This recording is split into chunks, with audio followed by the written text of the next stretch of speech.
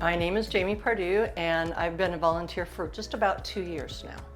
I learned about ODA through a friend who has been organizing a lot of the cleanup dives here in Kona, and she encouraged us to get involved.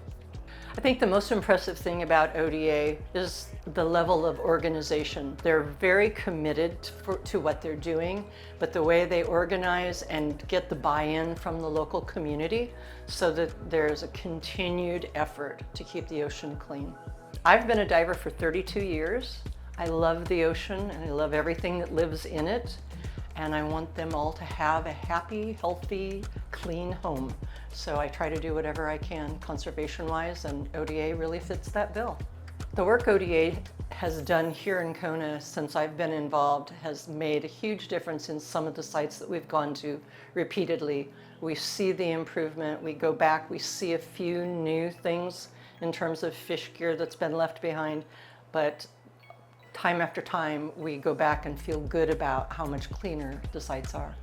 One of my favorite stories from an ODA dive trip was when we try to all time our return to the boat so that we can, look over what we got and have time to move to a new site. And there were 2 divers that didn't come back right away. And we waited for a while and we thought maybe we were going to start to get worried, but when they came back with huge smiles on their faces, they explained they were late because they ran into a whale shark. So the rest of us tried to find it and we couldn't, but they were so thrilled and they definitely felt like the whale shark was thanking them for cleaning up his home. I dive very regularly now. When I lived in California, it was a little longer trip to the ocean, but since I live here in Kona, I dive every week.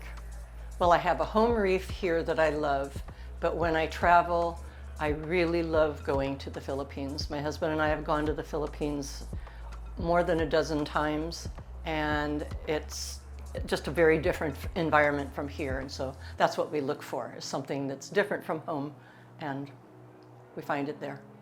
I don't really see a lot of garbage in the ocean here in Kona at our dive sites. We do find a lot of fish gear, line and weights along the coastline closer to shore when we do our cleanups. And amazingly, when we go to the Philippines, the places we go are very strict and those sites are pretty darn clean. I think everyone who is able to should donate to ODA to help continue all the wonderful work they're doing.